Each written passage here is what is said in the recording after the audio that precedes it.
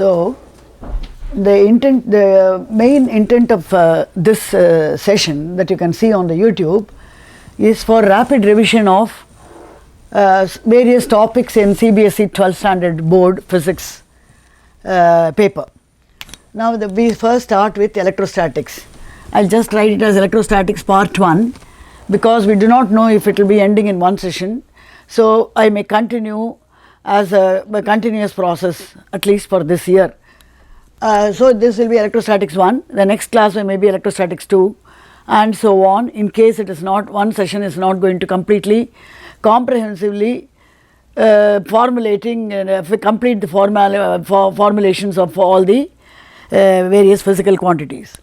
Now first we shall find out what are the physical quantities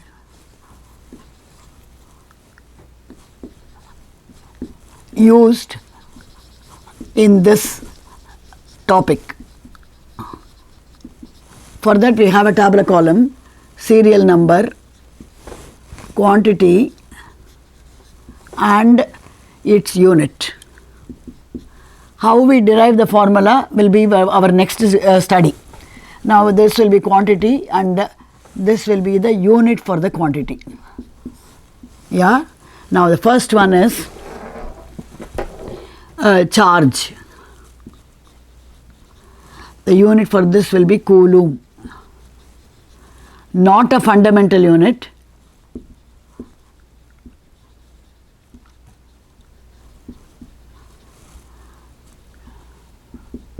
but can be written as Coulomb equal to ampere times time. Ampere times time. How you get it as ampere times time will be, you would have seen in current electricity, but charge is not a fundamental unit, but it is a fundamental thing that we are learning in the case of electrostatics. The next one will be, first one is the charge, that is Coulomb, which is also equal to ampere second. The next will be force between two charges. Force between two electric charges. What does that say? Force is a Newton only. Whatever be the force that is caused by different agencies between two mechanical bodies interacting with each other, or between two forces, or a force that is given by the thermodynamical state, whatever it is going to be only Newton. The third will be electric field, which is equal to F by Q naught. This is force on a unit test charge. Therefore, this will be Newton per Coulomb or volt per meter. How you get that? You can understand later after when I am explaining the whole thing. So electric field will be force per Q naught or Newton per volt per meter or Newton per Coulomb. That will be your electric field. Next will be dielectric constant. The fourth one is dielectric constant.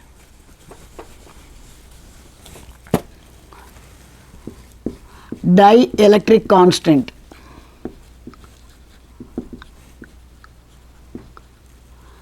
There is one thing called as electric permittivity, which is a medium dependent factor, and that is called as dielectric constant. Is nothing but the ratio of the actual permittivity of the medium to permittivity of the air, and therefore it is epsilon m by epsilon naught.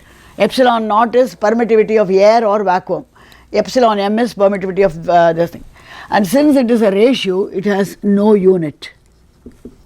It is only a mere number. This is equal to epsilon r. It is written as epsilon r or k. K is also the dielectric constant, which is the ratio of absolute permittivity, electric permittivity of the medium to permittivity of air. The next one will be the fifth one. The next one will be electric dipole moment, electric dipole moment.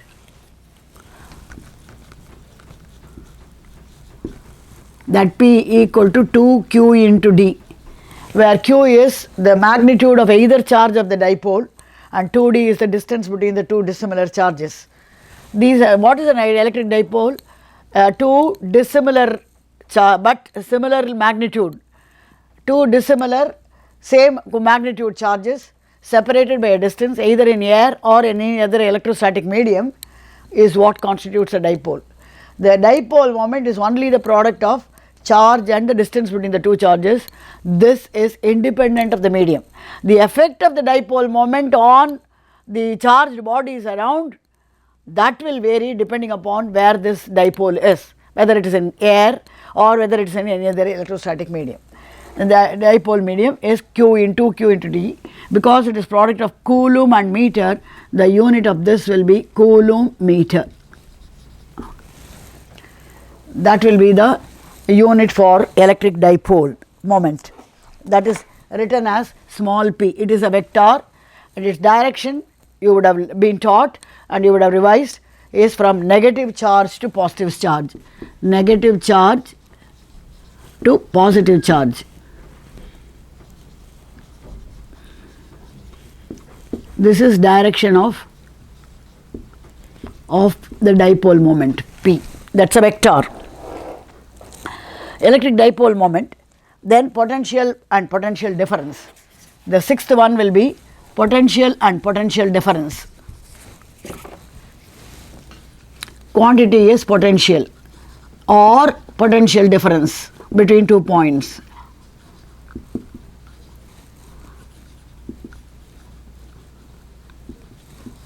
Now, what is the potential means? Potential is the work done in carrying 1 coulomb of charge, test charge, from one point to another. Or if you want to define the potential, actual potential at a point, it is the work done in bringing 1 coulomb of test charge from infinity to that particular whichever point of choice. Since it is work done per unit charge, therefore it will be W by Q is equal to the potential or potential difference V. Because it is W is in joule and Q is in coulomb, joule per coulomb will be the unit for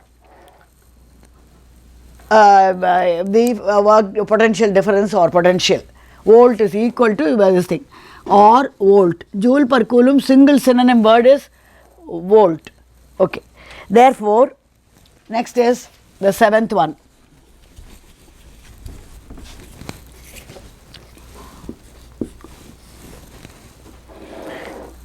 Will be electric potential, potential difference, electric flux. Electric flux. This is to do with the number of electric lines of force which is threading through a given area, assuming the area to be held normal to the electric lines of force, or this electric flux phi E, if you write it, electric flux. Yeah, phi m will be magnetic flux, phi E will be electric flux is equal to integral of E dot ds over a closed surface or over a given surface. Integral of E dot ds threading through a given surface, E dot ds integral of that, and that will be, because E is in Newton per coulomb and this is in meter square, it will be Newton meter square per coulomb. That will be for your electric flux. The next that we have is capacitance.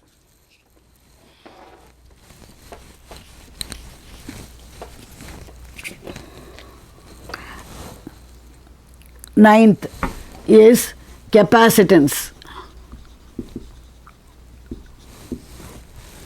Is C equal to Q by V, which will be Coulomb per volt, and single synonym is Farad.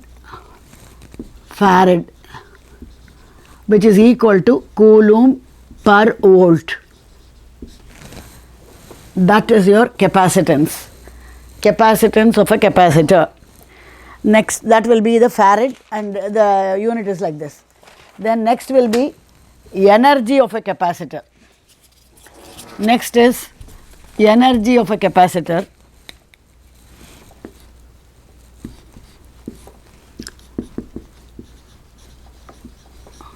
Of a capacitor. It's written as U, and that is as, since energy, whatever be the source of energy, whether it is electrical or heat or mechanical or whatever it is, energy is always in joule, and like that, this is electrical energy is also in joule units. Next will be energy density, which is nothing but U bar, which is equal to U by volume. Energy per unit volume of the whichever is the capacitor, that is called as energy per unit volume, and that is equal to joule per meter cubed. So the unit of this will be joule per meter cubed. That will be the unit for energy density. Next will be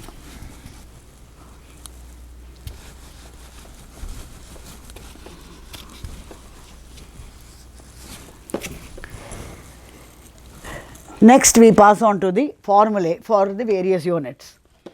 So much for the quantities used and their units. Then we pass on to formulae. One by one we will take them up. It's a rapid revision session. So not much of explanation, we spend time on explaining each and everything in detail. However, wherever I feel the students have to make a special note of while solving the problems in examinations, all those tips will be taken care of. Now formulae used. Next is formulae that you may be using. Number 1 in that is Coulombian force. Force between two charges Q1 and Q2. What are the things that you should know? In this Q1 and Q2 can take positive or negative signs. Point number 1. Point number 2, distance between center of Q1 and of center of Q2 is taken as R. C,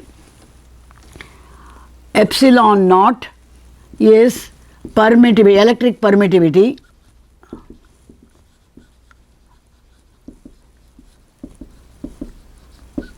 in air, and permittivity of medium air, of air or vacuum. Epsilon m is electric permittivity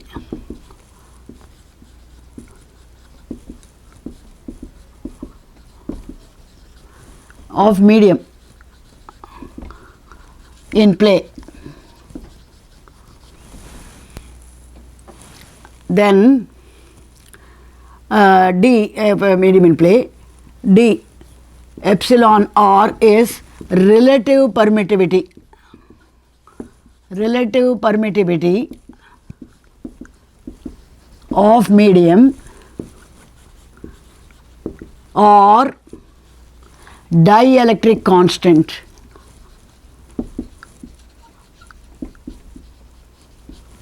of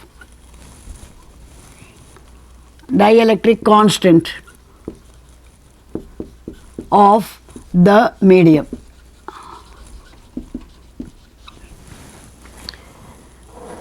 So these are some of the things that you should know before I go into the formula for this.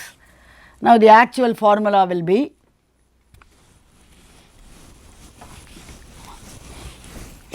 magnitude of the force in air is equal to 1 by 4 pi epsilon naught into q1 q2 by r square, and magnitude of the F in medium equal to 1 by 4 pi epsilon naught into q1 q2 by r square epsilon m, that is also equal to 1 by 4 pi epsilon naught into epsilon r into q1 q2 by r square, where epsilon r is dielectric constant of the medium. So this is F in air and this is F in medium. Anyway, it has to give you Newton as the unit. Now, so we have the unit of epsilon naught is electric permittivity, Newton power minus 1, meter power minus 2, and this thing. So here you can appreciate one particular thing before we pass on to the next one, is that now we know, since epsilon naught has a unit of Newton power minus 1, meter power minus 2, Coulomb square, F is equal to 1 by 4 pi epsilon naught into q1 q2 by r square. Now what is the unit of, can be derived? F is equal to this. Now LHS, therefore epsilon naught will be equal to 1 by 4 pi F into q1 q2 by r square. Now substitute for units on RHS as Coulomb into Coulomb divided by, leave 4 pi because it is only a number, Newton into meter square. Therefore, you will have it as Coulomb square, meter power minus 2, Newton power minus 1. So the unit of epsilon naught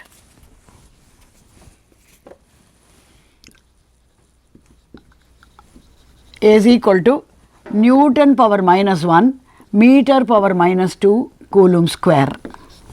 This is the unit for epsilon naught. We assume that force will always be Newton, whatever be the source. We already know that q1 and q2 have a unit of Coulomb. So the unit of epsilon naught is like this. However, if epsilon m, unit of epsilon m is also Newton power minus 1, meter power minus 2, Coulomb square, and epsilon r, no units. Epsilon r is sometimes written as k also, where k is the dielectric constant. Now we were talking about the force. This is the thing for the force of it. Next will be, we saw that already. The second one is 1a, 1b, you can write it as 1b. What is the force F12 in vector notation? Will be equal to 1 by 4 pi in air. Yes, 1 by 4 pi epsilon naught q1 q2 by r of 1 with respect to 2, modulus of that the whole square, times r12 unit vector. q1 and q2 are scalars, they can take plus or minus sign. What makes F12 as a vector? It is only this unit vector. What is F12? It is the force on q1 due to q2, on q1 due to q. So here q1 is the victim charge, q2 is the exerter. So if Fy is equal to ma is to be applied in a problem,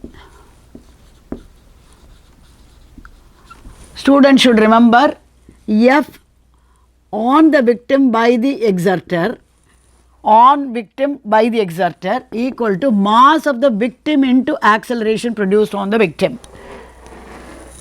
When you are using F is equal to ma, should remember that m is the mass of that particular charge on which the force is exerted due to the other one. So, this is the mass of the victim charge. Therefore, here your F12 will be equal to mass of q1, mass of q1 times acceleration produced on q1. Sometimes they may ask, with what acceleration will q1 move if q2 is held stationary by some mechanical means. In that case, you have to make use of this. Now, what is F12 is the force on q1 due to q2, and what is R12? R12 is the position vector of 1 with respect to 2, victim with respect to 2 of q1 with respect to q2.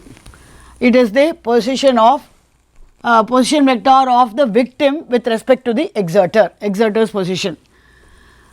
And R12 cap is the unit vector of position vector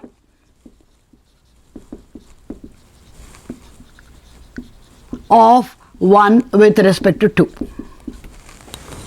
That is what you should remember. Therefore, with respect to 2. Now, coming to the actual direction, let me just explain this alone. Supposing q1 is at A and q2 is at B, the F12 on 1 due to 2 will be along BA if q1 and q2 are both positive, or q1 and q2 are both negative. Now, F12 will be along minus R12 cap, that is B to A, if of the two q1 and q2, one is positive and other is negative. If one is positive and other is negative, that is what. So, if both are positive or both are negative, then they will repel each other. So, 2 will repel 1 away from his, the direction will be parallel to R12 cap, which is position unit vector of 1 with respect to 2. So, it is from B to A along BA, whereas if any one of them that is along AB, I am sorry. If any one of them is going to be positive and the other is going to be negative, then if supposing you assume that this is positive and this is negative, anyway this is the victim, therefore that will be attracted in this direction from A to B, that is anti-parallel to R12 cap, and therefore it will be like this. Or supposing this is positive and that is negative, anyway this being the victim will be attracted towards that, and therefore it will be along AB. If it is both are the same, it will be repelling in the direction of BA like that. Similarly, F21 will be the force on 2 due to 1, force on 2 due to 1 on q2 due to q1 will be equal to 1 by 4 pi epsilon naught into q1 q2 by R21 the whole square into R21 cap. So, what is R21? Of 2 with respect to this is along AB. So, R21 is equal to direction of is along A to B. So, if both q1 and q2 are positive or both q1 and q2 are negative, then q1 will oppose q2, and therefore the direction will be F21 will be parallel to R21 cap if q1 and q2 take the same sign. F21 will be anti-parallel to R21 if Q1 and Q2 take opposite signs. If the force that is going to be considered will be in some other medium, instead of writing 1 by 4 pi epsilon naught, we just write 1 by 4 pi epsilon m, or we write 1 by 4 pi epsilon naught times k in the denominator, or epsilon naught times epsilon r, whichever, however you would like to call the dielectric constant. I think today this will be the session concluding with this alone. The next session will follow for the other formulae. Thank you.